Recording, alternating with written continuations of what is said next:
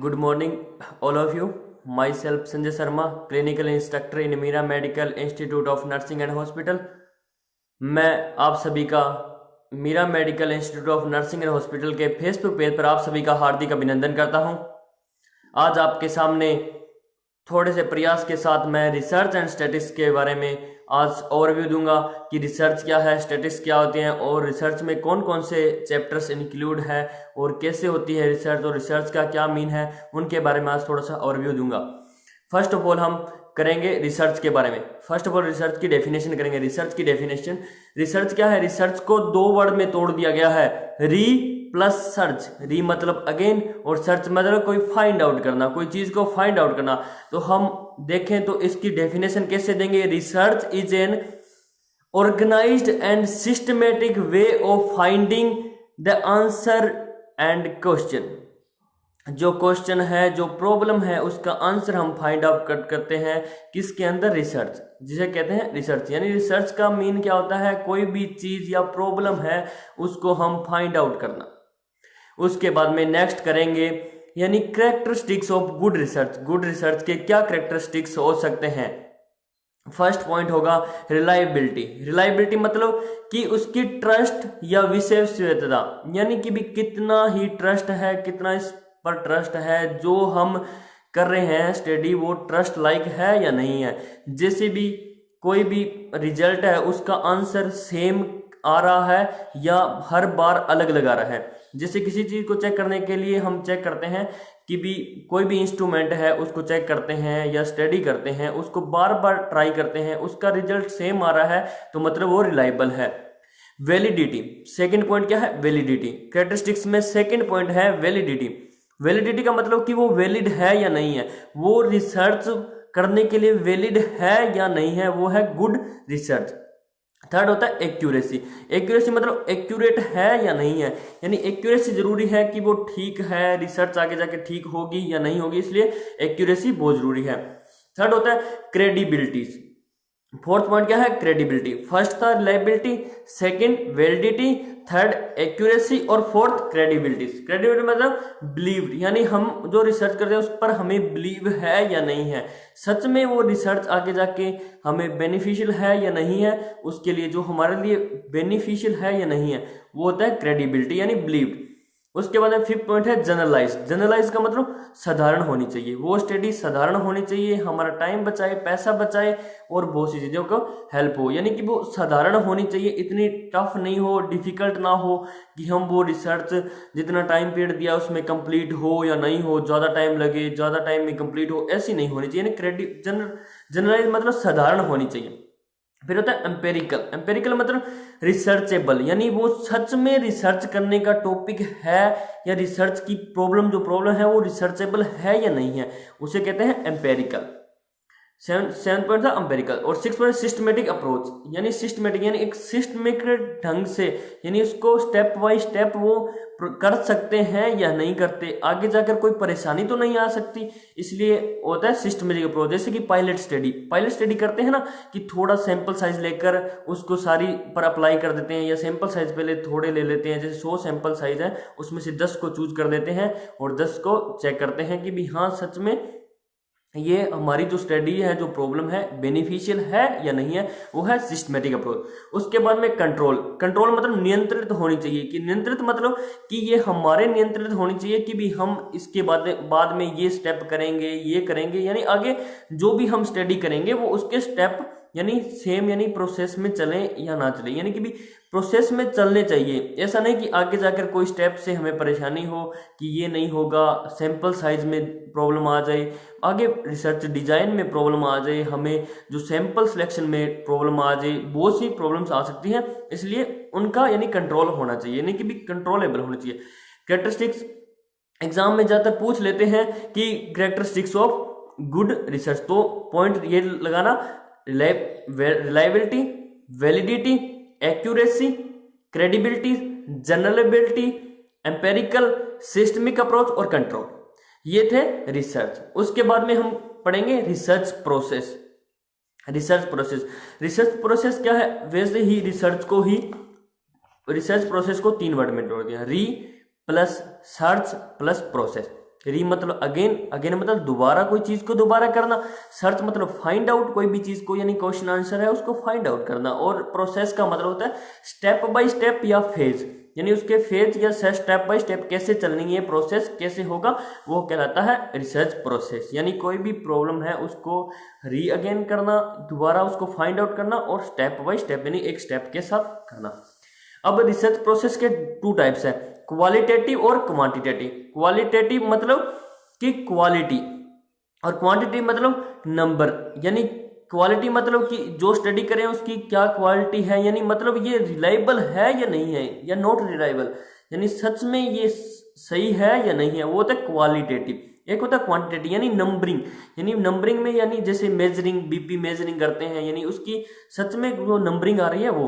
अब qualitative research process का मतलब understanding of human behaviours, the reasons the governs such behaviours, यानी उसके बिहेवियर को चेक करना। क्वालिटेटिव जैसे कि भी मुझे सर्च करनी है, मुझे रिसर्च करनी है, तो मैं क्या करूंगा कि भी इंटरव्यू मेथड से यूज कर सकता हूं, वीडियोग्राफी से, या उसके बायोडाटा, यानी उसका बायोडाटा कलेक्ट करके उसके बिहेवियर के बारे में मैं जज कर सकता हूं, वो होता है क्वालिटेटिव।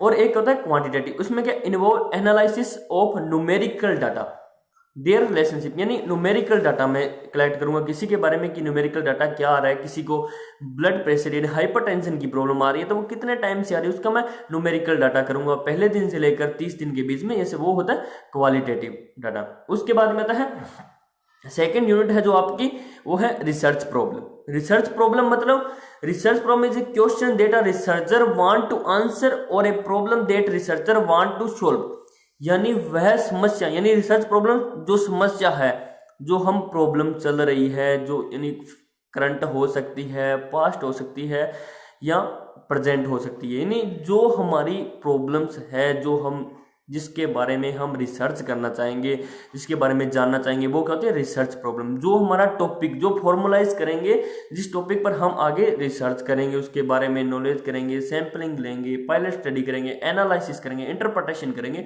वो सभी चीजें क्या होती है यानी रिसर्च प्रॉब्लम। रिसर्च प्रॉब्लम में एक ऐसा क्वेश्चन जिसका हमें क्या करना है, आंसर फाइंड आउट करना है। आंसर फाइंड आउट करना है वो भी एक बहुत तरीके से कि एक स्टेप बाय स्टेप यानी स्टडी के अंदर रिलेट करके, वो कहलाता है रिसर्च प्रॉब्लम।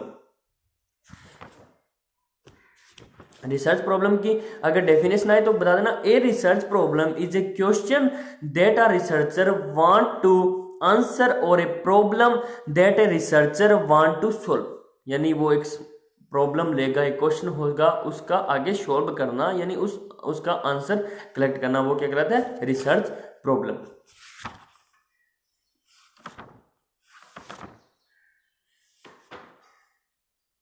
अब मैं कुछ बातें करूंगा जो मैंने बताया था रिसर्च प्रोसेस में क्वालिटेटिव और क्वांटिटेटिव, यानी उसमें क्या प्रोसेस चलती है, क्वांटिटेटिव कैसे चलती है। क्वांटिटेटिव के अंदर देखें तो हम 14 जो फेज के अंदर चलती है कि भी कौन कौन से फेज इंक्लूड्स होते हैं उनके बारे में होता है, और जो क्वालिटेटिव है उसमें 12 फेज होते हैं यानी स्टेप्स। पहला सबसे फर्स्ट ऑफ ऑल जो स्टेप करेंगे क्वांटिटेटिव में करेंगे, उसका फर्स्ट स्टेप है फॉर्मुलेशन ऑफ रिसर्च प्रॉब्लम। सबसे पहले हमें रिसर्च प्रॉब्लम का पता होना चाहिए कि हम किसके बारे में डिस्कशन कर रहे हैं, किसके बारे में बात कर रहे हैं, वो हमें उस प्रॉब्लम का पता होना चाहिए, हमारा वो ऑब्जेक्टिव्स पता होना चाहिए। उसके बाद में डिटरमाइनिंग द स्टडी ऑब्जेक्टिव, अब उसके ऑब्जेक्टिव्स पता होना चाहिए, हमारा उद्देश्य क्या है, करने का उद्देश्य क्या है, क्यों कर रहे हैं, कैसे कर रहे हैं, क्या कारण है जिसकी वजह से हम उसका ये क्वांटिटेटिव स्टडी करनी पड़ रही है। Review of literature, review of literature क्या होता है कि वो स्टडी जो हम कर रहे हैं उससे पहले किन किन लोगों ने, किन किन रिसर्चर्स ने वो स्टडी को किया है तो क्या पब्लिश किया है या नहीं पब्लिश किया, यानी पब्लिश या अनपब्लिश, उसमें जो डाटा यूज किया है, जो स्केल यूज किए हैं, जो सारी चीजें यूज किया, एनालिसिस किया है, जो रिजल्ट किया है, वो पब्लिश किया है नॉन पब्लिश, वो चीज होती है रिव्यू ऑफ लिटरेचर। उसके बाद में होता है फॉर्मुलेटिंग हाइपोथेसिस, यानी हमें पूर्व अनुमान लगाना। जैसे कि भी हम देखते हैं कि अगर थोड़ा सा बादलवाई हो जाए तो हम कहते हैं ना कि आज 50% चांस है बारिश आने के लिए, और देखते हैं जैसे क्लाइमेट शो करते हैं या वेदर हम चेक करते हैं तो उसमें लिखा आता है ना नेक्स्ट डे, यानी वो हाइपोथेसिस बनाते हैं कि आज बादलबाई होने की संभावना है या मौसम ठीक ठीक रहेगा, बारिश होने की संभावना है। वो क्या करती है, हाइपोथेसिस, यानी किसी चीज का अनुमान यानी पूर्व अनुमान लगाना, जो होने से पहले ही हम अनुमान लगा लेना कि ये स्टडी हमारी ऐसी हो सकती है, होगी नहीं, हो सकती है, यानी कि कैसे हो सकती है, वो कहलाता है फॉर्मुलेटिंग हाइपोथेसिस। और फिफ्थ पॉइंट है रिसर्च डिजाइन, यानी रिसर्च डिजाइन सेलेक्ट करना है कि भी कैसी स्टडी है हमारी, एक्सपेरिमेंटल स्टडी है, ऑब्जर्वेटिव स्टडी है, क्रॉस सेक्शनल स्टडी है, ये डिस्क्रिप्टिव स्टडी है, यानी हमारी किस टाइप की स्टडी है, वो क्या कहलाता है, रिसर्च डिजाइन। फिर क्या कहता है, 6 पॉइंट होता है स्पेसिफाई दी पॉपुलेशन, यानी हमें फिर पॉपुलेशन स्पेसिफाई करनी है कि भी कौन सा पॉपुलेशन ले सकते हैं, इसमें कौन सी पॉपुलेशन हमारे लिए बेनिफिशियल है, जो हमें डाटा दे सकती है, जिसके बारे में हमें बता सकती है, वो कहलाती है स्पेसिफिक दी पॉपुलेशन। उसमें 7th पॉइंट है डेवलपमेंट दी डाटा कलेक्शन, यानी हमें डाटा कलेक्शन करना है कि डेवलप टूल बनाने हैं कि कौन कौन से टूल्स होते हैं। टूल्स के बारे में आगे की मैं बात करूंगा, जैसे क्वेश्चन बना सकते हैं, इंटरव्यू ले सकते हैं, और बहुत से मेथड है, या स्केल्स यूज करके, कंपेटेंट स्केल्स यूज करके, जिससे हम पता लग सकता है कि भी हम कैसे इनसे क्वेश्चनिंग करके हम यानी जो डाटा ले सकते हैं, इंटरव्यू से डाटा ले सकते हैं, या कुछ अदर मेथड्स यूज करके हम उनसे डाटा ले सकते हैं। वो क्या था, developing for the data collection. उसके बाद एस्टेब्लाइजिंग एथिकल कंसिडरेशन, फिर उसको कंसिडरेशन करना है, या एथिकल कंसिडरेशन मतलब उसके प्रिंसिपल या रूल रेगुलेशन जो बने हैं उनको चेक करना है कि हाँ सच में ये डाटा हमें ओरिजिनल आ रहा है या नहीं ओरिजिनल आ रहा। उसके बाद में conduct pilot study. Pilot study मतलब होता है कि अगर हमने सैंपल साइज 100 लिया है तो उसमें से 10 पर पहले अप्लाई करेंगे, या एक कम्युनिटी एरिया लिया है उसमें से पहले हमने 10 घर चूज कर दिए, 10 घर से हमने जिस चीज के बारे में हम डाटा कर रहे हैं, जो हमारी प्रॉब्लम, उसमें 10 घर से हमने डाटा कलेक्शन किया। 10 ने जो डाटा दिया उनसे हमें ऑब्जर्व करना है कि हाँ हमारी स्टडी है जो आगे बेनिफिशियल हो सकती है या नहीं हो सकती, यानी आगे उसका चेक करना है। चेक करने के लिए हम क्या करते हैं, पायलट स्टडी बनाते हैं कि भी हाँ आगे हमारे लिए बेनिफिशियल होगी नहीं होगी। अगर बेनिफिशियल है तो हम वो ऑल कम्युनिटी पे हम अप्लाई कर देते हैं। जो हमारा सैंपल साइज जो हमने सिलेक्ट किया है, जो एलिमेंट सेलेक्ट किए हैं, उस पर हम पूरा कवर कर देंगे, जो पायलट स्टडी है उनके ऊपर अप्लाई कर देंगे।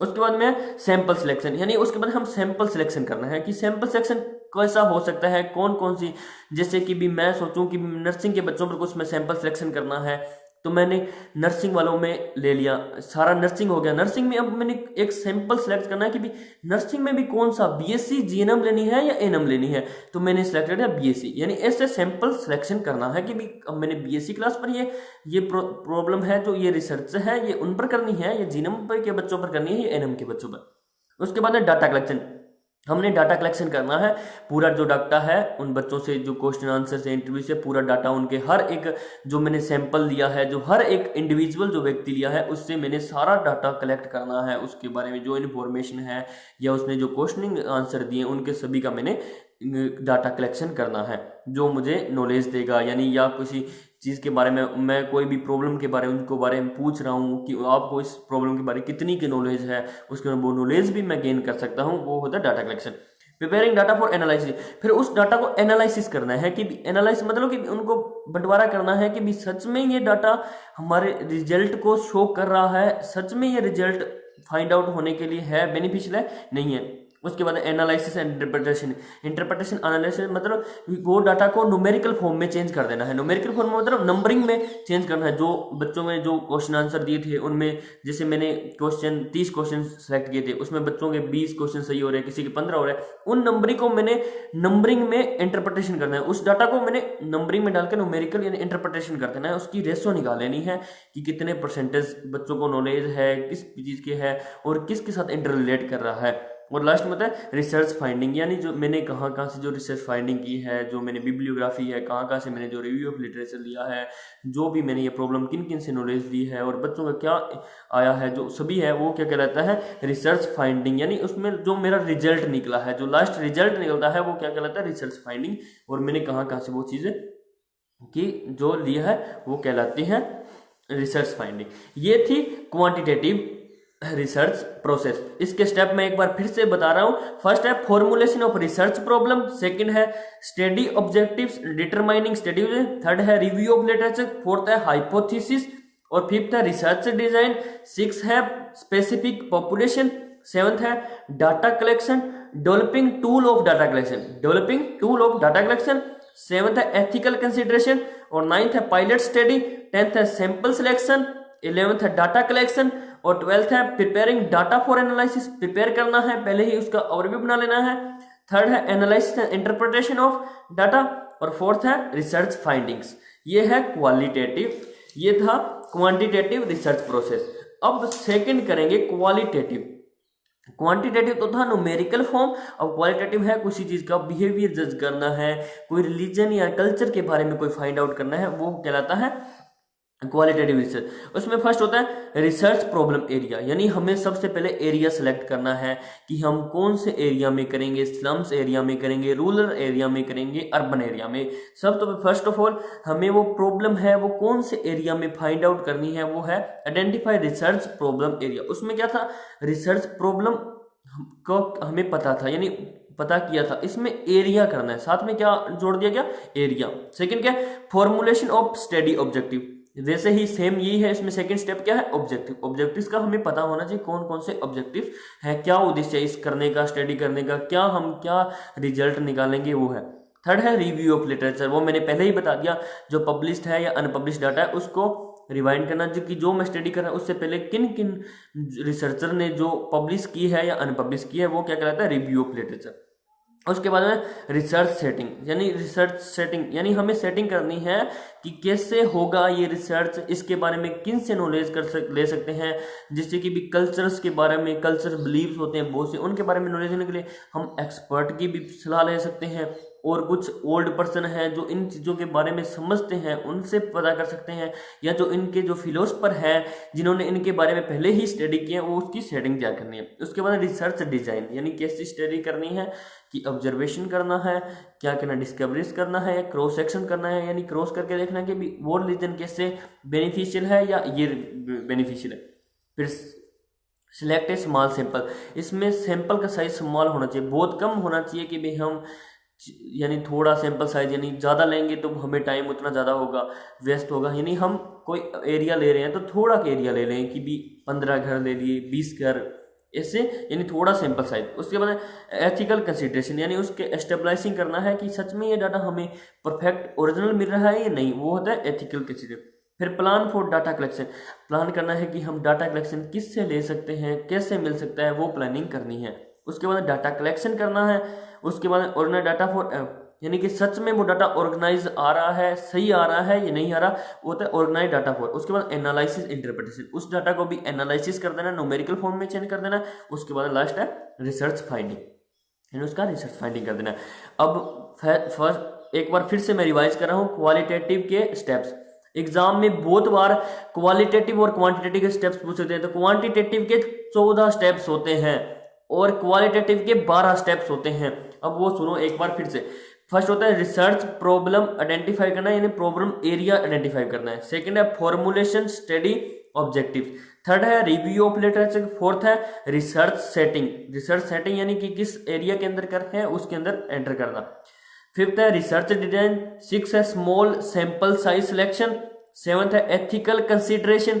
एट्थ है data collect plan tool of data collection, tool बनाना है कि किस टूल से हम वो डाटा कलेक्शन कर सकते हैं। नाइन्थ है डाटा कलेक्शन। टेंथ है ऑर्गेनाइजेशन डाटा फॉर एनालिसिस और 11th है analysis and interpretation of data और 12th है रिसर्च फाइंडिंग। इसी के साथ ये सेकंड यूनिट हमारी रिसर्च प्रोसेस कंप्लीट होती है। फर्स्ट रिसर्च के बारे में था कि रिसर्च क्या होती है और उसके कैरेक्टरिस्टिक्स क्या होती है। सेकंड में हमने प्रोसेस के बारे में क्या, क्वालिटेटिव प्रोसेस क्या होती है और क्वांटिटेटिव क्या होती है, और क्वालिटेटिव क्या है और क्वांटिटेटिव क्या है। उसके बाद में मैंने रिसर्च प्रॉब्लम के बारे में बताया था। रिसर्च प्रॉब्लम क्या है, रिसर्च वो क्वेश्चन है जो हमारी वो प्रॉब्लम है उसका आंसर हमें फाइंड आउट करना, वो कहलाता है रिसर्च प्रॉब्लम। उसके बाद में कई बार एग्जाम में सोर्स ऑफ रिसर्च प्रॉब्लम, यानी कौन कौन से सोर्स हैं जिनसे हम रिसर्च प्रॉब्लम हमें मिल सकती है, उनके बारे में हम करेंगे। फर्स्ट है पर्सनल एक्सपीरियंस। हमारा पर्सनल एक्सपीरियंस की वजह से हमें रिसर्च प्रॉब्लम मिल सकती है। हमारे साथ जब जो हमने कुछ फेस की है जो प्रॉब्लम्स, उनको हम इस रिसर्च प्रॉब्लम में हम ऐड कर सकते हैं, उसकी हम स्टडी कर सकते हैं। सेकेंड है प्रैक्टिकल एक्सपीरियंस। प्रैक्टिकल एक्सपीरियंस कोई हमें प्रैक्टिकल, या हमने हॉस्पिटल में गया था, हम गए थे वहाँ पर बायोमेडिकल वेस्ट के बारे में हम प्रैक्टिकल किया था, या अदर बहुत सी चीज़ें हैं जो इसके बारे में हमने प्रैक्टिकल जो एक्सपीरियंस लिया था उसके बारे में हम स्टडी कर सकते हैं। या प्रीवियस रिसर्च, जो प्रीवियस रिसर्च हो चुकी है उसके बारे में अभी आपको लग रहा है कि एक बार फिर से करनी चाहिए, उसका सही डाटा या सही रिजल्ट नहीं फाइंड आउट करेगा, वो मैं फिर से दोबारा करना चाहता हूँ, वो कहते हैं प्रीवियस रिसर्च। एक होती है कंज्यूमर्स फीडबैक, यानी हमें जो आगे हम जिस कम्युनिटी में एरिया में रहते हैं उनसे फीडबैक मिल रहा है कि भी हाँ उनको किस प्रॉब्लम से हम वो फेस कर रहे हैं, वो भी हमें क्यों कंज्यूमर फीडबैक से भी हो सकते हैं, हम रिसर्च प्रॉब्लम फाइंड आउट कर सकते हैं। एक होती है सोशल इशू। सोशल इशू मतलब कि भी जो अब हमारी सोसाइटी में जो इशू चल रहे हैं, जैसे एल्कोहलिज्म का बहुत बड़ा इशू है, डाउरी सिस्टम का बहुत बड़ा इशू है, यानी ऐसे कुछ जो सोशल इशू है उनको हम फाइंड आउट कर सकते हैं, उनसे हम स्टडी कर सकते हैं कि भी एल्कोहलिज्म पेशेंट जो एल्कोहलिज्म लेते हैं उनमें क्या फ़र्क है, जो एल्कोहलिज्म नहीं लेते उनमें क्या फ़र्क है, उनके बारे में हम सोशल इश्यूज जो होते हैं। ब्रेन स्टॉर्मिंग होता है जो हमारे ब्रेन में पहले ही कुछ ऐसी प्रॉब्लम जो हमारे ब्रेन में पहले ही स्टोर है उनके बारे में हम नॉलेज करते हैं। इंस्टीट्यूशनल नॉलेज होगी। फोल्कवेट्स, यानी जो हमारे कल्चर बिलीव्स हैं जो चल रहे हैं अभी तक हम उनको यानी कर रहे हैं, जो कल्चर बिलीव्स जिन पे हम अभी तक मान रहे हैं, जो हमारे ओल्ड एज पर्सन है, हमारा जो रिलीजन है वो अभी उन कल्चर्स को माना, वो कहते हैं फ्लोकलोर्स, यानी इन चीज़ों से या किसी से कंसल्टेंस करके हम प्रॉब्लम को फाइंड आउट कर सकते हैं, एक्सपर्ट से हम ले सकते हैं, या एक्सपर्ट की सलाह लेकर हम रिसर्च प्रॉब्लम्स ले सकते हैं। एग्जाम में बहुत बार सोर्सेस ऑफ रिसर्च प्रॉब्लम पूछ लेते हैं, तो घबराना नहीं, आपको पॉइंट बनाने हैं, उनके बारे में लिखना है आगे। जैसे पर्सनल एक्सपीरियंस, अपना पर्सनल एक्सपीरियंस है उससे, प्रैक्टिकल एक्सपीरियंस है उससे, या प्रीवियस रिसर्च जो प्रीवियस पहले रिसर्च हो चुके हैं उनके बारे में, और जो कंज्यूमर फीडबैक जो जिस सोसाइटी में रहते हैं उनसे जो फीडबैक मिलता है, वो सोशल इशू जिस सोसाइटी में रहते हैं उससे जो सोशल इशू जो चल रहे हैं आज के टाइम में उनको फाइंड आउट कर सकते हैं। ब्रेन स्टोर में हमारे दिमाग में जो स्टोर है वो, या फ्लोकलोर जो कल्चर्स बिलीव है उनके बारे में, और एक्सपोजर टू सिचुएशन जो फील्ड में जो सिचुएशन चल रही है उस पर, और कंसल्टेंट्स एंड एक्सपर्ट की सलाह से भी हम कर सकते हैं। और उसके बाद में यानी एक गुड रिसर्च प्रॉब्लम, यानी जो रिसर्च प्रॉब्लम गुड है उसका क्या क्राइटेरिया होना चाहिए। कभी कभी एग्जाम में उसका क्राइटेरिया भी पूछ लेते हैं कि भी क्या क्राइटेरिया होना चाहिए गुड, तो सिग्निफिकेंट इन दी प्रोफेशन, यानी वो सिग्निफाइड होनी चाहिए एक प्रोफेशन से कि भी हाँ सच में ये रिसर्च करने के लायक है। ओरिजिनल होनी चाहिए, यानी ओरिजिनल होनी चाहिए, ओरिजिनल क्वालिटी होनी चाहिए कि भी हाँ सच में ये रिसर्च है और ये रिसर्च प्रॉब्लम है और हमें करनी चाहिए। फिजिबल होनी चाहिए। फिजिबल मतलब होता है बहुत से कंसिडरेशन आ जाते हैं जिसमें टाइम, यानी हमारी टाइम की बचत होनी चाहिए। कॉस्ट यानी मनी की प्रॉब्लम वो ना होनी चाहिए कि भी हमें कहीं दूर, हमें एरिया हमने पूरा, यानी कि जिस एरिया में हम कर रहे हैं वो दूर, जहाँ डेली सैंपल के लिए हमें 15-20 किलोमीटर जाना पड़ता है, या व्हीकल की प्रॉब्लम्स है, यानी ऐसा कि भी हमारा टाइम खराब ना हो और कॉस्ट मनी भी ना हो कि भी जाने के लिए डेली हमारा ज़्यादा पैसा कंज्यूम हो रहा है, खर्च हो रहा है कि भी हम जा रहे हैं डेली ज़्यादा पैसा करते हैं, वैसा भी नहीं होना चाहिए। इक्विपमेंट एंड सप्लाई, यानी इक्विपमेंट की भी सप्लाई प्रॉपर हो जाए, जो हम इक्विपमेंट जाकर उन पर जो करना चाहते हैं उससे हमारी स्टडी वो सही हो, इक्विपमेंट हम इजीली कवर कर सकें और हमें ले जाने में कोई प्रॉब्लम ना हो। एडमिनिस्ट्रेटिव सपोर्ट, यानी हम जिस प्रोफेशन में, जिस कॉलेज या इंस्टीट्यूट में हम पढ़ रहे हैं उसके एडमिनिस्ट्रेटिव सपोर्ट भी होनी चाहिए। जो हमारा प्रिंसिपल्स हैं, डायरेक्टर सर्स हैं, वो सभी, मैनेजमेंट है, एडमिनिस्ट्रेटिव स्टाफ्स है, जो हमारे क्लिक्स हैं, वो सभी हमारी सपोर्ट करें और हमें इसमें जो हम स्टडी करें उसके लिए हमें सपोर्ट करें कि हाँ आप ये कर सकते हो, और हमें उसके लिए परमिशन भी प्रोवाइड करें। पीयर स्पोर्ट्स, यानी हमारे फ्रेंड सर्कल है वो भी हमें इस प्रॉब्लम में जो स्टडी कर रहे हैं, प्रॉब्लम है जो हमारी रिसर्च करें जिस पर, उसमें वो भी हमारी हेल्प करे। और सब्जेक्ट यानी अवेलेबिलिटी होनी चाहिए, एबल होना चाहिए वो सब्जेक्ट जिस पर हम कर रहे हैं, कि कहीं ऐसी स्टडी ले लें जिसके केसेस है ही नहीं, या सैंपल साइज सेलेक्ट करने में बहुत टाइम लग जाए और इसके सैंपल ना मिले, यानी ऐसा भी नहीं होना चाहिए।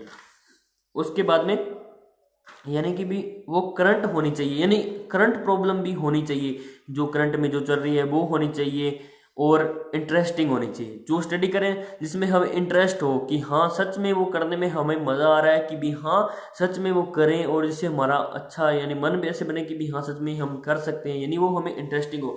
ऐसे नहीं कि भी हम जो फोर्सफुली हम कर रहे हैं कि नहीं ऐसे नहीं होगा चल हम कर देते हैं, ऐसे नहीं होना चाहिए।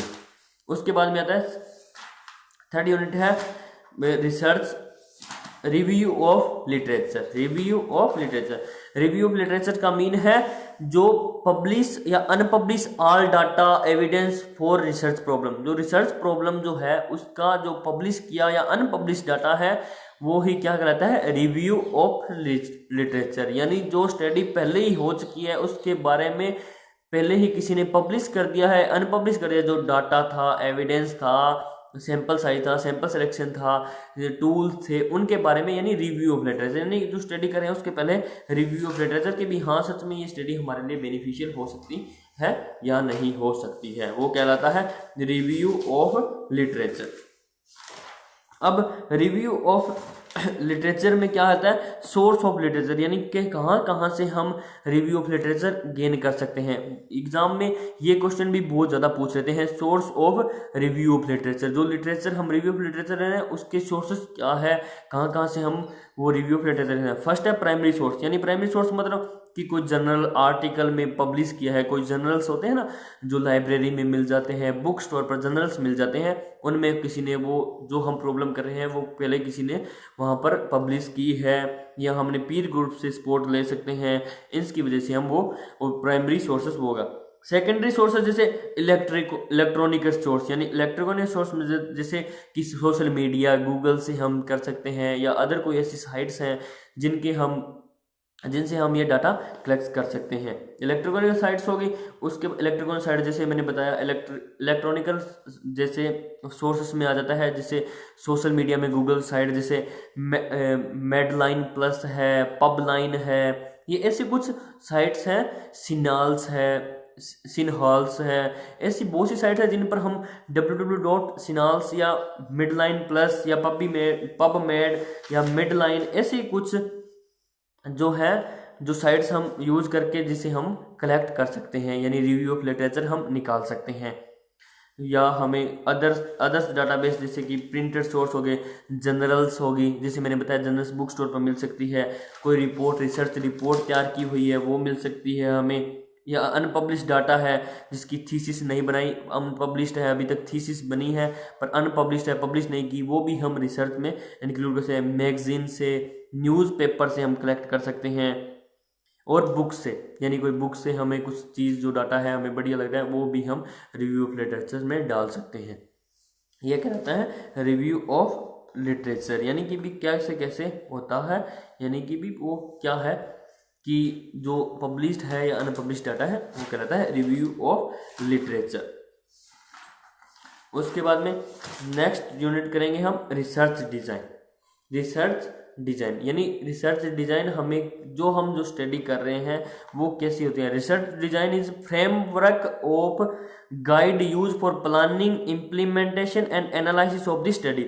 यानी जो रिसर्च डिजाइन का मीन वह है कि जो हम स्टडी कर रहे हैं, डिजाइन या रिसर्च डिजाइन मतलब कि जो स्टडी है, जो हमारी प्रॉब्लम है उसका फ्रेमवर्क है, उसका क्या करना है, प्लानिंग करनी है, इम्प्लीमेंटेशन करनी है और एनालिसिस करके कि भी क्या रिजल्ट निकला है वो कहलाते हैं रिसर्च डिजाइन।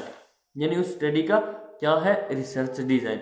उस पर अब इस रिसर्च स्टडी को कुछ डिवाइड किया गया है, उसके बारे में बताएंगे कि भी इसको कितने पार्ट्स में डिवाइड किया गया है।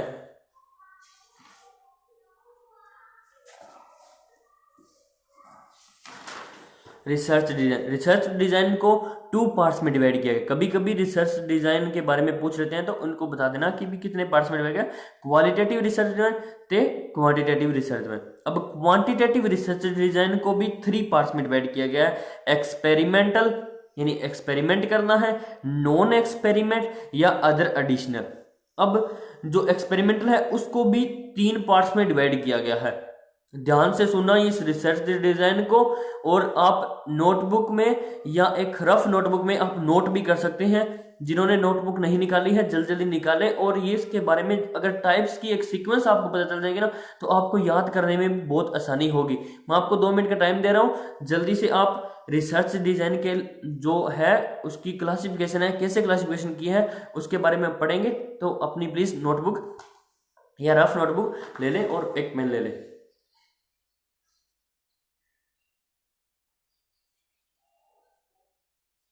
जिस किसी पर्सन को कोई डाउट हो तो वो कमेंट बॉक्स में डाल दें, और इस वीडियो को ज़्यादा से ज़्यादा शेयर करें और लाइक करें।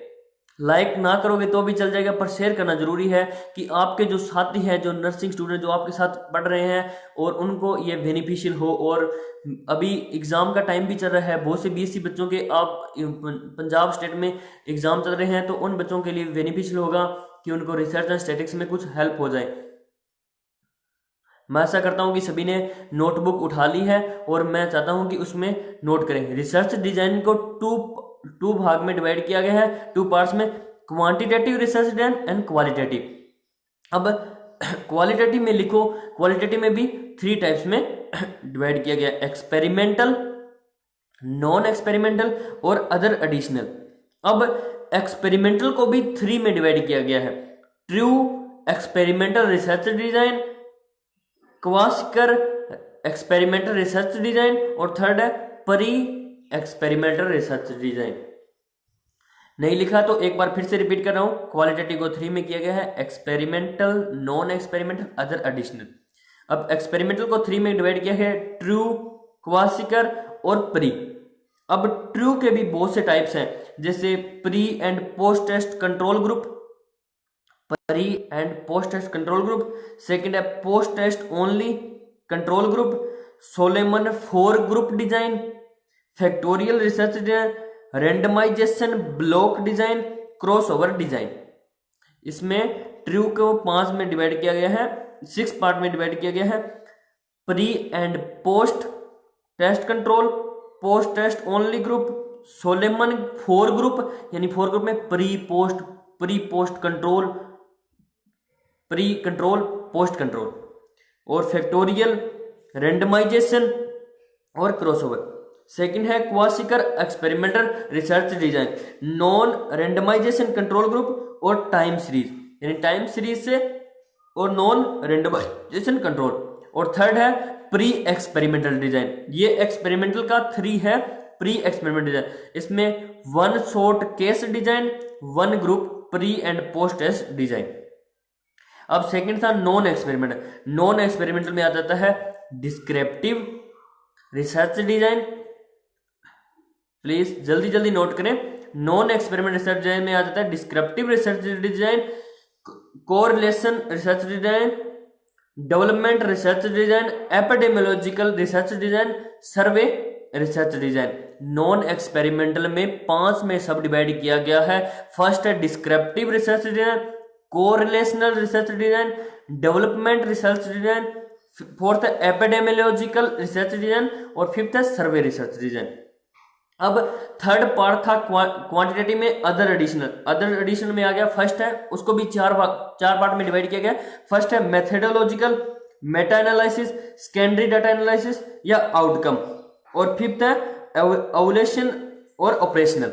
इसको भी 6 में डिवाइड किया गया है। अदर एडिशनल जो रिसर्च डिजाइन है, methodological, Meta analysis, secondary data analysis, outcome, evolution और ऑपरेशनल।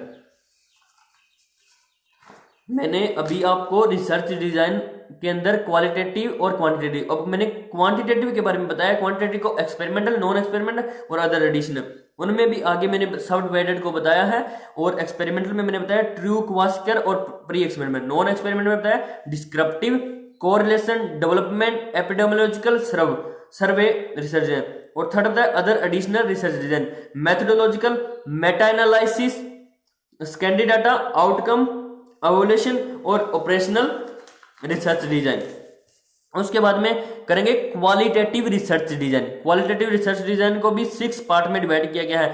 फर्स्ट है phenomenological, historical, एक्नोग्राफिकल, grounded, cross sectional और एक्शन। क्वालिटेटिव को 6 पार्ट में डिवाइड किया गया है। फर्स्ट है phenomenological, second historical, third ethnographical research, fourth है ग्राउंडेड रिसर्च, फिफ्थ है क्रॉस सेक्शनल और सिक्स्थ है एक्शन रिसर्च डिजाइन। ये थे रिसर्च डिजाइन के कुछ टाइप, यानी क्वालिटेटिव और क्वांटिटेटिव। क्वांटिटेटिव में बता दिया और क्वालिटेटिव में बता दिया। अब इनके बारे में थोड़ा थोड़ा हम पढ़ते हैं कि भी क्या होता है, कैसे होता है। जैसे मैंने बताया है क्वांटिटेटिव क्या है, कोई क्वांटिटी को मेजर करने के लिए, और क्वालिटेटिव कोई प्रॉब्लम्स है जो जिसके बारे में हमें डाटा कलेक्ट करना है। वो क्वांटिटी न्यूमेरिकल डाटा होगा, ये न्यूमेरिकल डाटा नहीं होगा। यानी ऐसे कुछ डिफरेंस भी आ जाए तो इनमें इनके टाइप्स आ गए। जैसे क्वांटिटी में एक्सपेरिमेंट कर सकते हैं और क्वालिटेटिव में ऑब्जर्वेशन कर सकते हैं कि ऑब्जर्वेशन डाटा होता है। क्वालिटेटिव में क्या कर सकते हैं कि प्री टेस्ट पोस्ट टेस्ट उनको लेकर उनको कंट्रोल ग्रुप बनाकर, एक को कंट्रोल ग्रुप बना देंगे, दूसरे को नॉट कंट्रोल ग्रुप, इनकी वजह से हम डाटा कलेक्शन कर सकते हैं। और जो क्वालिटेटिव है उसमें क्या है, हिस्टोरिकल डाटा होगा, फिनोमोलॉजिकल होगा, कोई ग्राउंडेड थ्योरी होगी, क्रॉस सेक्शनल यानी ये कल्चर दूसरे कल्चर से कैसे बिलीव करता है, कैसे इंटरेक्ट करता है, एक्शन क्या है, इस कल्चर के इस बिलीव से क्या एक्शन है, क्या है, उन बारे में हम करेंगे। क्वालिटेटिव रिसर्च के बारे में करते हैं। उसके बाद में नेक्स्ट करेंगे हम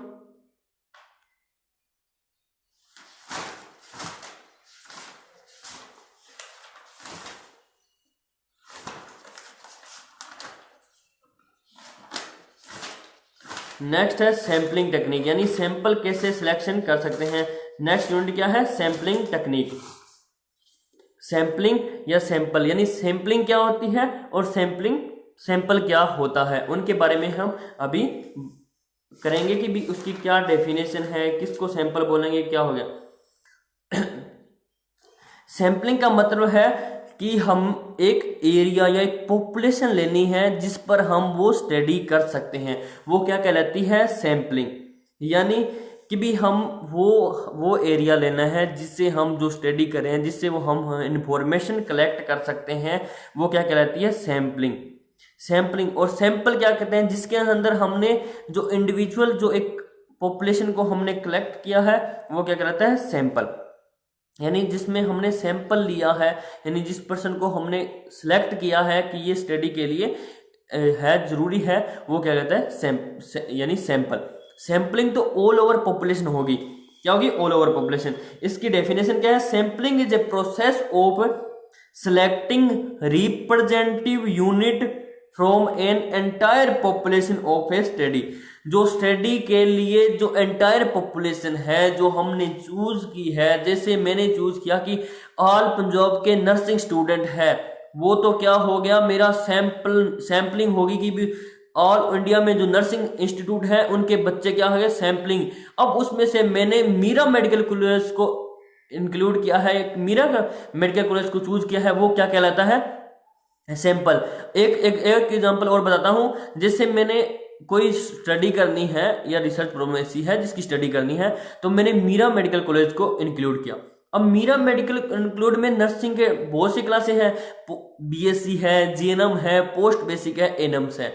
अब उनमें से भी मैंने बीएससी क्लास को, यानी बीएससी की जो first year, second year, third year और फोर्थ ईयर चारों क्लासों को मैंने इंक्लूड किया है, वो क्या करेगा, मेरा सैंपल होगा। यानी वो सैंपल होगा। और सैंपलिंग में ऑल पॉपुलेशन यानी नर्सिंग कॉलेज, यानी मीरा मेडिकल नर्सिंग कॉलेज सारा मेरा हो गया, क्या सैंपलिंग हो गया, समझने के लिए।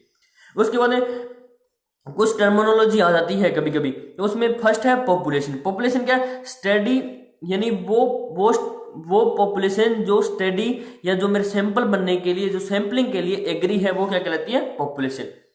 और एक होती है टारगेट पॉपुलेशन। टारगेट पॉपुलेशन मतलब कि मैंने 4 क्लासें नर्सिंग की बीएससी को चूज किया, उसमें मैंने फर्स्ट ईयर को टारगेट कर लिया कि फर्स्ट ईयर क्लास मेरी, यानी उस क्लास से मैंने बच्चे लेने हैं, तो वो क्या कहलाती है, मेरी टारगेट पॉपुलेशन। और एक होती है असेसिबल पॉपुलेशन। असेसिबल पॉपुलेशन मतलब कि मैंने फर्स्ट ईयर क्लास मैंने चूज किया, उसमें मेरे 40 बच्चे हैं, 40 बच्चों में मैंने कुछ 15 बच्चे सिलेक्ट कर लिए, कुछ आगे से, कुछ गर्ल्स में, कुछ बॉयज में, वो क्या होगी, मेरी असेसिबल पॉपुलेशन। पॉपुलेशन क्या है, ऑल ओवर जो जिस स्टडी में शामिल हो रहे हैं वो होती है पॉपुलेशन। टारगेट पॉपुलेशन कि जैसे मैंने बताया एग्जांपल में कि बीएससी की क्लासें हैं, उनमें से मैंने फर्स्ट ईयर को चूज कर लिया, वो क्या हुई मेरी टारगेट पॉपुलेशन। उसके बाद असेसिबल यानी फर्स्ट ईयर क्लास के 40 बच्चों में से मैंने कुछ 20 बच्चे सिलेक्ट कर लिए, 15 बच्चे सिलेक्ट कर लिए, वो क्या होगी मेरी असेसिबल पॉपुलेशन। उसके बाद में सैंपल, यानी सैंपल क्या होता है, सिलेक्ट पीस, यानी उनमें से जो मैंने फर्स्ट ईयर क्लास चूज की थी उसमें से मैंने जो 15 बच्चे जो निकाले हैं उनके बारे में मैंने डाटा कलेक्शन करना है, जिनके बारे में पूरी नॉलेज लेनी है, उनके बारे में सभी चीजों के बारे में फाइंड आउट करना है, वो क्या कहलाता है मेरा सैंपल। समझ में आया? यानी सैंपल क्या है, यानी सिलेक्ट किया है सैंपलिंग में जो पॉपुलेशन थी उसमें से मैंने कुछ बच्चे जो मेरे डाटा देने के लिए मुझे लगता है ये बच्चे मेरे को डाटा दे सकते हैं, इनसे मैं इंफॉर्मेशन गेन कर सकता हूं, वो क्या कहलाता है सैंपल। उसके बाद में सैंपलिंग को 2 पार्ट्स में डिवाइड किया गया, प्रोबेबिलिटी एंड नॉन प्रोबेबिलिटी। बहुत से एग्जाम्स मैंने जो देखे हैं रिसर्च के रिलेटेड, तो उनमें ये क्वेश्चन बहुत ही ज्यादा बार आया है, प्रोबेबिलिटी और non probability, difference between probability और नॉन प्रोबेबिलिटी। इसको प्लीज ध्यान से सुनना, और जिन्होंने कॉपी पेन बंद कर दिए ना, प्लीज नोटबुक ऑन करके और पेन उठाकर लिखना स्टार्ट करेंगे प्रोबेबिलिटी क्या है और नॉन प्रोबेबिलिटी क्या है। प्रोबेबिलिटी मतलब होता है संभावना, यानी जिस चीज की होने की कितनी संभावना है वो क्या कहलाती है प्रोबेबिलिटी। नॉन प्रोबेबिलिटी में असंभावना, यानी इसकी होने की संभावना नहीं है। प्रोबेबिलिटी मतलब हम अनुमान लगा लेते हैं, हाइपोथेसिस। अगर बादलबाई हुई है तो हम सोच रहे थे आज बारिश होने की इतनी संभावना है, 50% हो सकता है, 60%, 90%, यानी वो हमारी संभावना होगी। और एक होता है नॉन प्रोबेबिलिटी, असंभावना, कि भी हाँ हम अनुमान लगा सकते हैं, जैसे कि भी मैं आज कॉलेज आऊं या ना आऊं, तो बच्चे क्या कर सकते हैं कि भी ऐसे अनुमान लगा सकते हैं कि सर आ भी सकते हैं नहीं भी, यानी असंभावना है मेरी कि बच्चों को ऐसे लग रहा है कि सर आ भी सकते हैं और नहीं आ सकते, मतलब कि इसका पूरा कंफर्म है नहीं कि ये आगे जाके हमारी स्टडी एक अच्छा रिजल्ट शो करे या ना करे, वो पूरा कंफर्म नहीं है, वो क्या कहते हैं नॉन प्रोबेबिलिटी। प्रोबेबिलिटी मतलब जो संभावना है कि सच में ये एक अच्छा रिजल्ट गेन करेगी या अच्छा रिजल्ट देगा, वो तो होगा प्रोबेबिलिटी। जो नॉन प्रोबेबिलिटी जो अच्छा रिजल्ट नहीं मिल पाएगा वो होगा नॉन प्रोबेबिलिटी। अब प्रोबेबिलिटी में भी कुछ टाइप्स है। फर्स्ट होता है simple random sampling. First type क्या है, सिंपल रैंडम सैंपलिंग।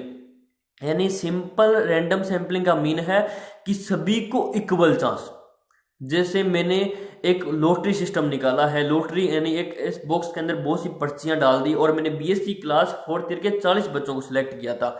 अब सभी की इक्वल संभावना है, जिस पर्ची को जो बच्चा उठाएगा, मैंने सभी के नाम डालकर पर्ची डाल दी है, जो बच्चा जिस पर्ची को उठाएगा, या एक मैंने बाहर से कोई किसी और क्लास के बच्चे को बुला लिया और मैंने कहा इससे पर्ची निकालते जाओ, जिस पर यस लिखा है मतलब वो मेरी स्टडी में शामिल है, जिस पर्ची में मैंने नो लिखा है मतलब वो मेरी स्टडी में शामिल नहीं है। यानी सभी बच्चों को इक्वल चांस है, कि सभी बच्चों को इक्वल चांस है। वो अलग बात है कि उनके क्या लिखा है, नो है या नहीं है, पर इक्वल चांस है सभी को। सभी बच्चों को लग रहा है कि मेरा भी नाम आ सकता है, मेरा नहीं आ सकता है, सभी को इक्वल चांस है, वो कहलाते हैं सिंपल रैंडम सैंपलिंग। सेकेंड है स्ट्रेटिफाइड। स्ट्रेटिफाइड मतलब कि भी मैंने क्लास ले ली बीएससी फर्स्ट ईयर, अब मैं स्ट्रेटिफाइड में क्या करूंगा कि मुझे टाइम बचाना है, तो मैं क्या करूंगा, 5 गर्ल्स में ले ली, 5 बॉयज में ले लिया, या मैंने 5 बच्चे आगे से उठा लिए आगे की रो से और 5 बच्चे पीछे की रो से, मेरे वो सैंपलिंग बन गई, वो कहते हैं स्ट्रेटिफाइड। स्ट्रेटिफाइड मतलब कि कोई एज रिलेटेड ले लिया मैंने, जेंडर रिलेटेड ले लिया, एजुकेशन यानी वो इंटेलिजेंट है या नहीं है, या मैंने कहा ये 5 बच्चे इंटेलिजेंट है जिनको मैंने बहुत बार ऑब्जर्व किया है, मैंने सोचा कि ये बच्चे इंटेलिजेंट है, इन बच्चों को ले रहा हूं, तो मैंने सिलेक्ट कर लिया, यानी वो कहता है स्ट्रेटिफाइड प्रोबेबिलिटी सैंपलिंग। थर्ड है सिस्टमेटिक। सिस्टमेटिक मतलब कि एक सिस्टमेटिक यानी तरीके से चूज करना, यानी कि भी हर के बीच में गैप मेंटेन करना। जैसे मैंने रोल नंबर के हिसाब से चूज करना है, मैंने सोचा कि भी बच्चों को रोल नंबर के हिसाब से, मैंने सोचा 1 से 5 तक के बच्चे ले लेता हूँ, फिर 10 से 15 ले लेता हूँ, और फिर 20 से 25, यानी मैंने एक नंबरिंग डिसाइड कर ली और बीच में गैप रख दिया कि भी ये बच्चे सिलेक्ट होंगे। तो वो क्या होता है सिस्टमेटिक, यानी उन बच्चों को पता होगा कि हम 5 सिलेक्ट होंगे, हम 5 नहीं सिलेक्ट होंगे, वो 5 सिलेक्ट होंगे, ऐसे वो क्या कहते हैं सिस्टमेटिक। उसके बाद हो गया क्लस्टर मल्टी स्टेज सैंपलिंग। इसमें क्या है, यानी बहुत लार्ज पॉपुलेशन होती है। जैसे मैंने बीएससी नर्सिंग के सारे बच्चे ले लिए मैंने, first year, second year, third year, fourth year. अब उन बच्चों में से क्या किया मैंने, सभी क्लास से 10-10 बच्चे निकाल लिए, सभी क्लास से क्या निकालिए, 10-10 बच्चे निकालिए, 10 फर्स्ट ईयर से, 10 सेकंड ईयर से, 10 थर्ड ईयर से, 10 फोर्थ ईयर से। अब उन बच्चों में से भी मैंने 2-2 बच्चे निकाले या 3-3 बच्चे हर क्लास से निकाले, वो क्या कहलाती है, क्लस्टर। यानी मैंने यानी सभी बच्चों में से, यानी 10-10 बच्चों में भी मैंने वो सिलेक्ट किए जो मेरे लिए बेनिफिशियल है, जो मुझे डाटा दे सकते हैं। वो क्या कहलाता है, क्लस्टर मल्टी स्टेज सैंपलिंग। और लास्ट है सीक्वेंशियल। सीक्वेंशियल का मतलब होता है कि मैं जो स्टडी कर रहा हूं उसके अंदर अगर मेरे को रिजल्ट सही नहीं आ रहा तो मैं बहुत सी चीजें उसमें ऐड करता जाऊंगा। जैसे मैंने सोचा 10 सैंपलिंग ले लेता हूं, मैंने 10 सैंपल साइज लिया, उसके बाद में मेरे रिजल्ट नहीं सही आ रहा तो मैंने 5 और बढ़ा लिए, बीएससी के 5 बच्चे और उठा लिए, 15 कर दिए। फिर भी मेरा रिजल्ट सही नहीं आया, फिर मैंने क्या किया कि चल कुछ 5-10 गर्ल्स को, सेकेंड ईयर की गर्ल्स को मिला लेता हूँ, मैंने गर्ल्स को मिला लिया। उसके बाद में फिर मैंने सोचा नहीं रिजल्ट मेरा सही नहीं आ रहा तो मैंने थर्ड ईयर के कुछ बच्चों को और मिला लिया। यानी कि भी मैं सैंपल साइज बता रहा हूं या एज रिलेटेड कुछ चीजें बता रहा हूं कि जैसे मैंने 5 पहले लड़के लिए थे, अब मैं 5 लड़कियां ले ले, 5 लड़कियां लूंगा तो क्या होगा कि मेरे कुछ उसमें रिजल्ट मेरा सही आ जाए। फिर मैं सोचूंगा नहीं कुछ हाइट वाले बच्चे लेता हूँ कि ज्यादा, जो जिनकी हाइट ज्यादा है वो ले लेता हूँ, या जिनका वेट ज्यादा है। यानी ऐसी चीजें, यानी सीक्वेंस में मेरे रिजल्ट को सही निकालने के लिए मैं कंटिन्यू सैंपल साइज बता रहा हूँ, age related, gender related, height related, education related, weight related, यानी ये चीजें जो मेरे सब्जेक्ट्स हैं उनके रिलेटेड मैं जब बता रहा हूं वो क्या रहता है, सीक्वेंशियल। प्रोबेबिलिटी मतलब होता है संभावना, उसमें 5 थे, सिंपल, स्ट्रेटिफाइड, सिस्टमेटिक, क्लस्टर्स और सीक्वेंशियल। अब है सेकंड पार्ट है नॉन प्रोबेबिलिटी। नॉन प्रोबेबिलिटी में फर्स्ट है परपोजिव नॉन प्रोबेबिलिटी सैंपलिंग। यानी परपोजिव मतलब कि मेरा पर्पज, यानी कोई पर्पज से मैं स्टडी कर रहा हूं, यानी जजमेंटल कर रहा हूं कि हाँ मैं ये स्टडी कर सकता हूं, यानी कोई पर्पज, संभावना बना रहा हूं कि इस पर्पज को लेकर मैं आगे स्टडी करूं तो मेरे बेनिफिशियल हो सकती है या मेरे लिए अच्छी हो सकती है, वो क्या कहता है, पर्पजिव सैंपलिंग। सेकेंड होता है कन्वीनियंस। कन्वीनियंस में तो मुझे लगता है कि आसान, कन्वीनियंस का मतलब आसान, कि मैं ऐसी सैंपलिंग लूंगा, ऐसे सैंपल लूंगा जो मुझे इजीली मिल जाए। जैसे मैंने अल्कोहलिज्म के बारे में कहा कि जो अल्कोहल लेते हैं, ड्रिंकिंग करते हैं, उनको तो मुझे लगा पता चल जाएगा कि भी इस एरिया के अंदर ये है जिनको मैं इजीली फाइंड आउट कर सकता हूँ। अल्कोहलिज्म वाले पर्सन को, यानी जो पर्सन है या पेशेंट है, उनको मैं इजीली फाइंड आउट कर सकता हूँ, यानी जो हमारे लिए इजीली हो वो होता है कन्वीनियंशियल। उसके बाद है कंसिक्यूटिव। कंसिक्यूटिव है तो ठीक है, तो सेम कन्वेंसेस की तरह है, यानी उसकी तरह ही है कंसिक्यूटिव, पर इसमें क्या है, मुझे एक पर्सन को चेक करना पड़ेगा, यानी ऐसे, यानी कि भी क्या करना पड़ेगा कि एक ऐसे पर्सन को मिलना पड़ेगा, एक ऐसे सैंपल को मिलना पड़ेगा जो मुझे अपने साथियों के बारे में बताए। कि जैसे मैंने अल्कोहल वाले पेशेंट के पास किया तो वो नहीं कहेगा कि भी वो कहेगा मैं नहीं ड्रिंक करता, जो नहीं करता वो भी कहेगा मैं नहीं कर, जो करता है वो भी कहेगा नहीं करता। तो क्या होगा कि मुझे उसको कंसिक्यूटिव करना है, उसको समझाना है, बताना है, उससे बातचीत करनी है, उससे इंटरपर्सनल रिलेशनशिप मेंटेन करना है। उसके बाद में वो मुझे अपना डाटा, उसके बाद में वो अपने फ्रेंड सर्कल में बताया कि वो भी मेरा साथी है, वो भी मेरे साथ ड्रिंक करता है, उसका आगे वो साथी है वो ड्रिंक करता है, उसका वो आगे साथी है वो ड्रिंक करता है। यानी ऐसे हम कंसिक्यूटिव की ऐसे सैंपलिंग साइज हम कलेक्ट कर सकते हैं। उसके बाद है क्वाटा।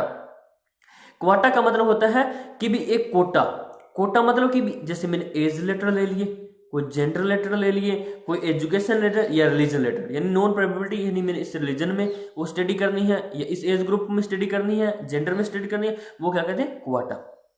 अब फिफ्थ है स्नोबॉल। स्नोबॉल मतलब बर्फ, ठीक है, स्नो मतलब जो बर्फ पड़ती है वैसा, स्नो मतलब कि जो स्नो आती है, धुंध आती है जिसको स्नो कहते हैं, स्नोबॉल। जब धुंध आती है तो ऐसे बोल रहे, यानी इसका मतलब होता है कि मुझे वो सैंपलिंग लेनी है। जैसे मुझे हीरोइन का जो नशा करते हैं वो जो पेशेंट है या वो सैंपल करते हैं। अब हीरोइन के पेशेंट अब एक स्टेट में तो मिल नहीं सकते, स्टेट में मिलेंगे, पहले मैंने क्या सिलेक्ट करना है, पूरा स्टेट सेलेक्ट करना है। स्टेट में फिर मैंने डिस्ट्रिक्ट सेलेक्ट करना है कि कौन कौन सी डिस्ट्रिक्ट में ये पेशेंट मिल सकते हैं। डिस्ट्रिक्ट के बाद में मैंने ये सब डिस्ट्रिक्ट या तहसील हमें डिसाइड करनी है कि इस उसके बाद में विलेज, यानी कौन कौन से विलेज में ऐसे मुझे सैंपल, यानी स्नोबॉल, यानी बिखरे बिखरे से मुझे सैंपलिंग साइज मिलेंगे, वो क्या कहते हैं, स्नोबॉल सैंपलिंग। हमने आज 2 किया है, प्रोबेबिलिटी और नॉन प्रोबेबिलिटी। प्रोबेबिलिटी में 5 थे, सिंपल, स्ट्रेटिफाइड, सिस्टमेटिक, क्लस्टर और सीक्वेंशियल।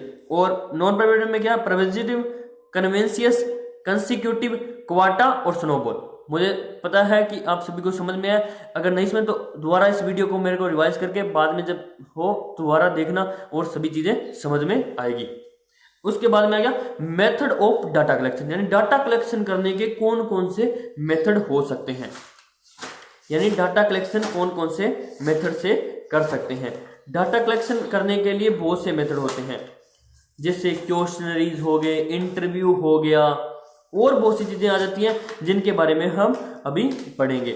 यानी कि भी कौन कौन सी चीजें हो सकती है सैंपलिंग के लिए, कौन कौन सा डाटा, यानी कैसे हम डाटा कलेक्शन कर सकते हैं। डाटा मतलब कि भी हम जो जिससे इंफॉर्मेशन हमें कलेक्ट करनी है वो क्या कहलाता है, डाटा।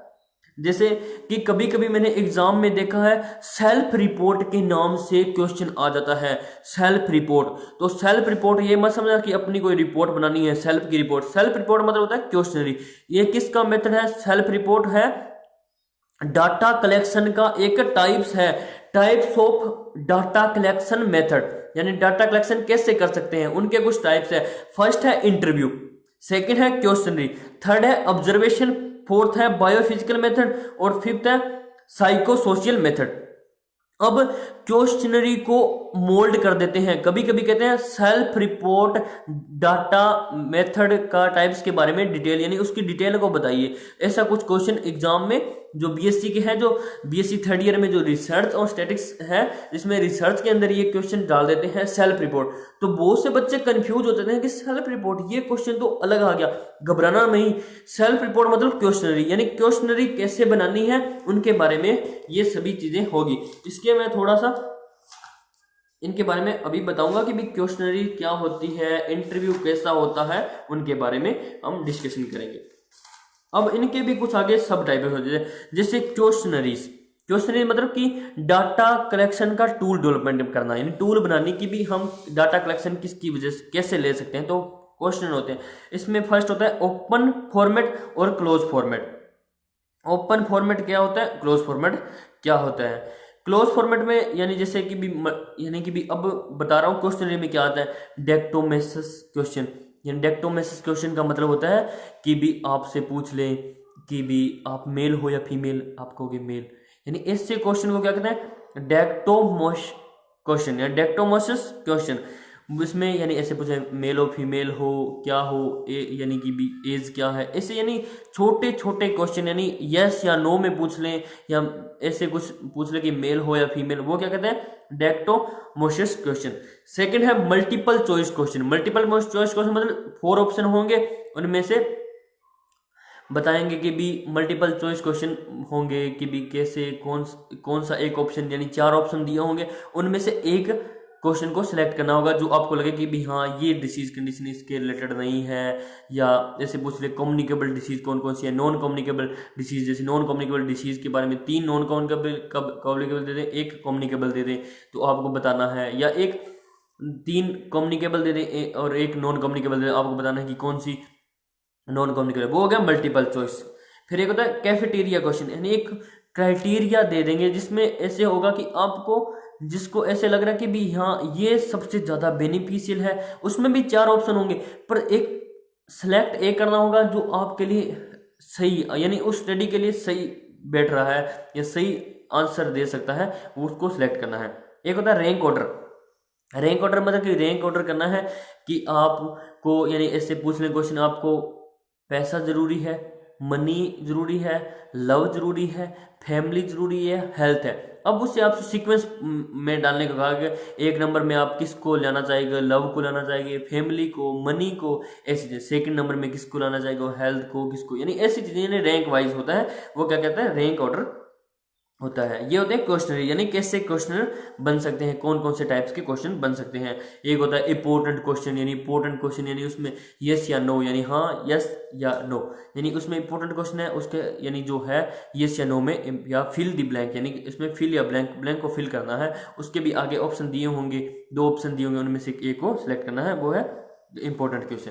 उसके बाद सेकंड जो बताया था मैंने, क्वेश्चनरी का घबराना नहीं। क्वेश्चनरी में सेल्फ रिपोर्ट के नाम से भी अगर आ जाए क्वेश्चन तो आपको क्वेश्चनरी के टाइप्स लिखने हैं, क्वेश्चनरी क्या है उसके बारे में बताना है। उसके बाद इंटरव्यू। इंटरव्यू मतलब स्ट्रक्चर मतलब डायरेक्ट अनस्ट्रक्चर मतलब डायरेक्ट नहीं, हमें कोई वीडियोग्राफी से ऑब्जर्व कर रहा है या हम लैपटॉप से लाइव बात कर रहे हैं, वो हो गया। सेमी स्ट्रक्चर यानी दोनों ही हो सकते हैं। सेमी स्ट्रक्चर का मतलब कि लाइव भी हो सकता है और वीडियोग्राफी भी हो सकती है, या किसी ऑब्जर्वेशन मेथड से भी हमें ऑब्जर्व कर सकते हैं। इन डिप्थ यानी इन डिप्थ का मतलब है कि हमें डीपली क्वेश्चन पूछेंगे, हमें नीचे तक हमारी पर्सनल लाइफ भी शेयर की जा सकती है, हमें पर्सनल लाइफ में भी पूछ सकते हैं, वो होता है इन डिप्थ।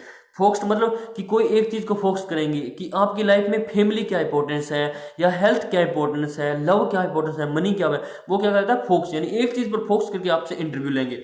और एक होता है टेलीफोन इंटरव्यू। टेलीफोन मतलब टेलीफोन से आपसे, मैं यहाँ पर बैठा हूँ और मेरे को कहीं दूर से किसी ने इंटरव्यू लेना है, मेरे बारे में जानकारी नॉलेज गेन करनी है, डाटा कलेक्शन करना है, तो वो मेरे को टेलीफोन से भी यूज कर सकता है। इनके कुछ एडवांटेज भी होते हैं, डिसएडवांटेज भी होते हैं, वो आपको बुक से देखकर लिखने हैं कि बताने हैं कि एडवांटेज क्या होंगे, डिसएडवांटेज क्या होंगे। इतना टाइम है नहीं हमारे पास, इसलिए एडवांटेज और डिसएडवांटेज उसको अपने आप यानी कवर करना है। एडवांटेज यानी कि भी टेलीफोन वाले का, डिसएडवांटेज है कि क्या पता वो हमें सही नॉलेज ना दें, इंटरव्यू वाले में ऐसे है कि वो सही नॉलेज ना दें, क्या पता वो नर्वस हो जाएं, या फोकस्ड वाले में क्या पता हम उसकी किसी लाइफ को फोकस करें तो वो उसका रिप्लाई हमें ना दे, गुस्सा हो जाए, एंगर आ जाए ऐसा। या इन डिप्थ यानी को हमें डीपली क्वेश्चन पूछने हैं, वो उनका जवाब ना दे, वो उनका सुपरफिशियली जवाब दें। ऐसे कुछ एडवांटेज और डिसएडवांटेज हो सकते हैं। या टाइम कंज्यूमिंग हो सकता है, ठीक है। टाइम कंज्यूमिंग यानी बड़ा, यानी इंटरव्यू में क्या होता है टाइम कंज्यूमिंग, बहुत ज़्यादा टाइम चाहिए होता है। क्वेश्चनरी में भी टाइम कंज्यूमिंग हो जाता है, पर क्वेश्चन इंटरव्यू से कम टाइम कंज्यूमिंग होता है। और उसके बाद है कॉम्पिटिटिव स्केल, यानी कुछ स्केल हो जैसे लिंकर्ट स्केल है। लिंकर्ट स्केल कब बनाया था? 1932 में बनाया था, और रेनिस लिंकर्ट्स ने बनाया था। रेनिस लिंकर्ट्स नाम का कोई साइंटिस्ट था, उसके नाम से इसका स्केल का नाम पड़ा है लिंकर्ट स्केल। जैसे साइकोलॉजिकल स्केल है, जैसे फेशियल स्केल्स हो गए, ऐसे की भी कुछ विजुअल स्केल्स हैं जिनसे हम चेक कर सकते हैं कि भी फेशियल एक्सप्रेशन से कि किसी को दर्द हो रहा है तो 1 नंबर देंगे, 2 नंबर देंगे, 3 नंबर, ऐसे नंबरिंग। या किसी भी चीज़ की नंबरिंग, यानी वो गुड है, वेरी गुड है, या पूर है, या वेरी प्योर है, या वेरी एक्सट्रीमिटी है, यानी कोई भी एक सीक्वेंस से हम देंगे कि भी कैसे कैसे चलना है, कि भी गुड है, वेरी गुड है, वेरी वेरी वेरी गुड है, या वेरी एक्सट्रीमली गुड है, यानी ऐसा कुछ सीक्वेंस, यानी ऐसे कुछ स्केल से भी हम डाटा कलेक्शन कर सकते हैं। उसके बाद है ऑब्जर्वेशन मेथड। ऑब्जर्वेशन मेथड में होता है स्ट्रक्चर ऑब्जर्वेशन मतलब कि हम सामने से ऑब्जर्व कर रहे हैं, मेरा डाटा यानी सामने से, मेरे सामने से बैठा हूं मैं, उनके सामने ऑब्जर्व कर रहे हैं। मुझे नहीं पता कि जो रिसर्चर है वो मुझे ऑब्जर्व कर रहा है, पर क्या है हम स्ट्रक्चर में क्या करते हैं, स्ट्रक्चर ऑब्जर्वेशन में हम सिर्फ डायरेक्ट ऑब्जर्वेशन करते हैं। अनस्ट्रक्चर में मेरा पुराना डाटा, मेरे डॉक्यूमेंट्स, मेरी फैमिलीज डाटा, या मेरे नैबरहुड, मेरे पड़ोसियों से डाटा, मेरे फ्रेंड सर्कल से, वो क्या होता है सेमी स्ट्रक्चर। पार्टिसिपेशन ऑब्जर्वेशन मतलब कि मैं पार्टिसिपेट करूं, यानी मुझे भी पता है कि वो मुझे ऑब्जर्व कर रहा है, वो क्या कहलाता है पार्टिसिपेशन ऑब्जर्वेशन। कि मुझे पता है कि जो रिसर्चर जो रिसर्च कर रहा है वो मुझे ऑब्जर्व कर रहा है, मुझे भी पता है कि वो मुझे ऑब्जर्व कर रहा है, तो मैं अपनी जो गुड थिंकिंग है उनके वो ही चीजें बाहर निकालूंगा। मुझे पता है कि वो मुझे ऑब्जर्व कर रहा है। नॉन पार्टिसिपेशन ऑब्जर्वेशन कि मुझे नहीं पता, मैं पार्टिसिपेट नहीं कर रहा, पर वो मेरे को कहीं से और भी वीडियोग्राफी से, कैमरा से, यानी किसी भी तरीके से मुझे ऑब्जर्व कर रहा है, वो क्या कहता है नॉन पार्टिसिपेटिव ऑब्जर्वेशन। ये कहलाता है रेटिंग स्केल। यानी रेटिंग स्केल में क्या होता है ग्राफिकल स्केल, यानी ग्राफिकल यानी कि ग्राफ की वजह से कि नंबरिंग दे, 1 नंबर, 2 नंबर, 3, यानी ग्राफ की वजह से हम समझा सकते हैं। और एक होता है न्यूमेरिकल रेटिंग। न्यूमेरिकल मतलब नंबरिंग से, कि पूर है, गुड है, वेरी गुड है, वेरी पूर है, उसकी नंबरिंग 1 2 3 4 5 ऐसे नंबरिंग दे सकते हैं। और एक होता है बायोफिजिकल मेथड। बायोफिजिकल मेथड में 2 होता है, इन विवो और इन विट्रो। इन विवो मतलब कि जैसे बीपी, ईसीजी, यूएसजी, यानी इन विवो, ये क्या कहलाती है इन विवो। और इन विट्रो मतलब जैसे x ray, CT scan, MRI, टोनोग्राफी etcetera, ये क्या कहलाती है इन विट्रो। इन विवो मतलब बीपी ले लिया, ईसीजी कर लिया, यूएसजी, ठीक है। और एक इन विट्रो यानी कोई रेस से, जैसे एक्सरे, सीटी स्कैन, एमआरआई, ये कहलाता है इन विट्रो। मैंने डाटा कलेक्शन के 5 टाइप के बारे में डिस्कशन किया, questionnaires, interview, composition scale, rating scale, observation और बायोफिजिकल मेथड। उसमें सभी के बारे में बताया मैंने। क्वेश्चन में कौन कौन से होते हैं, इंटरव्यू में कौन कौन से होते हैं, कंपोजिशन स्केल कौन कौन से हैं, रेटिंग स्केल कौन से, ऑब्जर्वेशन कैसे कर सकते हैं, और बायोफिजिकल मेथड कौन कौन से हैं, उनके बारे में मैंने ये डिस्कशन किया है। वो कहलाता है कि डाटा कलेक्शन, यानी कैसे हम डाटा कलेक्ट कर सकते हैं। उसके बाद में होता है एनालिसिस एंड इंटरेस्ट। एक होता है पायलट स्टडी। बहुत बार एग्जाम में पायलट स्टडी के बारे में पूछे थे। पायलट स्टडी क्या है, थोड़ा सैंपल साइज लेकर, जैसे 100 सैंपल मैंने लेने हैं, उनमें से थोड़े सैंपल साइज लेके, जैसे 10 का सैंपल लेकर उन पर जो मैंने जो रिसर्च जो प्रॉब्लम है जो स्टडी है वो उन पर अप्लाई कर उसके बाद में वो उनका जो रिजल्ट है वो ऑल ओवर जो 90 मेरे जो सैंपल उनके ऊपर अप्लाई कर देना, वो क्या कहलाता है, पायलट स्टडी। यानी कि भी उसका पहले हाइपोथेसिस यानी अनुमान लगाना, रिजल्ट बना लेना पहले ही कि ये स्टडी मेरी बेनिफिशियल हो सकती है या नहीं हो सकती, वो क्या कहलाता है, पायलट स्टडी। उसके बाद में स्टैटिस्टिक्स क्या होता है, numerical data. First of all इसकी डेफिनेशन करेंगे कि भी स्टैटिस्टिक्स क्या हो सकता है। स्टैटिस्टिक्स क्या है, statistics can be defined as numerical data involving variety and treatment such as data. यानी एक न्यूमेरिकल डाटा है, उसको किस मैनर में किस कलेक्शन करना है, प्रेजेंटेशन करना है, और एनालिसिस और इंटरप्रिटेशन ऑफ न्यूमेरिकल डाटा। जो न्यूमेरिकल डाटा है उसका एनालिसिस, कलेक्शन, एनालिसिस, इंप्लीमेंटेशन और इंटरप्रिटेशन, ये क्या कहलाता है, स्टैटिस्टिक्स। बायोस्टैटिक्स आ जाए तो भी घबराना नहीं, मतलब वो भी स्टैटिस्टिक्स होता है पर एक तरीके से। बायोस्टैटिक्स में मतलब सारा ही आ जाएगा। बायोस्टैटिक्स मतलब कि जो स्टैटिक्स है जिसको कलेक्शन करना, एनालिसिस करना, वो क्या कहता है, बायोस्टैटिक्स। बायोस्टैटिक्स भी पूछ सकता है, डिफाइन बायोस्टैटिक्स या स्टैटिक्स। घबराना नहीं, न्यूमेरिकल डाटा को ही एनालिसिस करना, इंटरप्रिटेशन करना, इंप्लीमेंटेशन करना और कलेक्शन करना, वो क्या कहलाता है, स्टैटिस्टिक्स। स्टैटिस्टिक्स में कुछ ग्राफ्स आ जाते हैं, ग्राफिकल डाटा, यानी ग्राफ से कुछ मेंशन कर सकते हैं, जैसे बार ग्राफ हो गया, पाई ग्राफ हो गया, हिस्टोग्राम हो गए, फ्रीक्वेंसी पैलोजन हो गया, लाइन ग्राफ हो गया, कम्युलेटिव फ्रीक्वेंसी हो गया, स्कैटर्ड हो गया, मैप ग्राम हो गया, पिक्टोग्राम। और आपको एग्जाम में पाई ग्राफ, यानी पाई ग्राफ होता है यानी एक स्पेरिकल शेप का बनाना है, उसमें 360 डिग्री के मैनर से हमें फिक्स करना है कि कितने डिग्री, जैसे 4 कैटेगरी, हिंदू, मुस्लिम, सिख, ईसाई, इनको 4 कि हिंदू कितने परसेंट है, मुस्लिम कितने परसेंट है, सिख कितने परसेंट है और क्रिश्चियन है वो कितने परसेंट, उनको एक नंबरिंग देनी है परसेंटेज के हिसाब से, वो है पाई ग्राफ। और कभी कभी बार ग्राफ और हिस्टोग्राम ग्राफ में डिफरेंस पूछ लेते हैं। बार ग्राफ होता है एक बार की तरह, जैसे बार होता है ना, जो बार होते हैं उनकी तरह होता है और उनके बीच में गैप नहीं होता, बार के बीच में गैप नहीं होता, और हिस्टोग्राम होते हैं उनके बीच में गैप प्रेजेंट होता है। वो एक होते तो बिल्डिंग की शेप की है ऐसे, पर उनके बीच में थोड़ा थोड़ा गैप होता है, वो क्या कहलाता है, हिस्टोग्राम।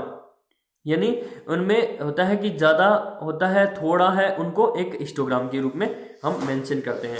उसके बाद में कुछ measurement of central tendency, central tendency को मेजर करने के लिए 3 चीजें आती हैं, जैसे कि भी मीन, मीडियन, मोड। यानी मीन, मीडियन, मोड वो हम नेक्स्ट क्लास में हम करेंगे, मीन, मीडियन, मोड क्या होता है, पर मैं कुछ बच्चों के लिए थोड़ा सा बता देता हूं कि मीन क्या होता है, मीडियन क्या। Mean is a average probability most commonly use method of describing central tendency को निकालने का एक मेथड है, एवरेज मेथड है, जो इजीली है, जो सारी वैल्यू दी है उनको 2 से डिवाइड कर दो, या जितनी वैल्यू दी है, जैसे कि वैल्यू दी है 5, 7, 6, 5, 4, 3, 2, इनको ऊपर एक मैनर में उन वैल्यू को लिखना है, अपॉन कितनी वैल्यू है, 5 है या 7, उनको डिवाइड कर देना है, जो आंसर आएगा वो क्या रहता है, मीन।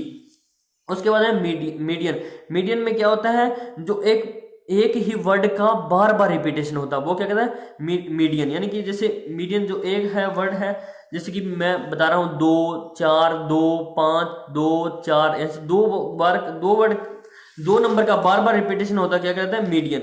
उसके बाद में मोड, यानी मीडियन नहीं, वो मोड यानी किसी चीज का बार बार रिपीटेशन दिखाना, वो क्या कहलाता है, मोड।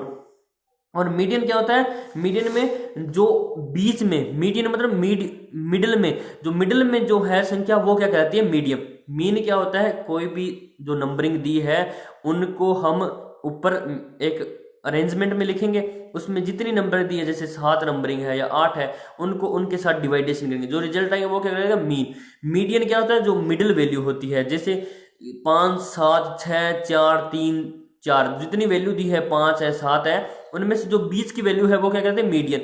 मोड क्या है, मोड कहता है एक ही वैल्यू का बार बार रिपीटेशन होता है, जैसे 2 या 4, जैसे 2 4 2 4 2 3 2 5 2, यानी दो नंबर का बार बार रिपीटेशन होता है, वो क्या कहता है मोड।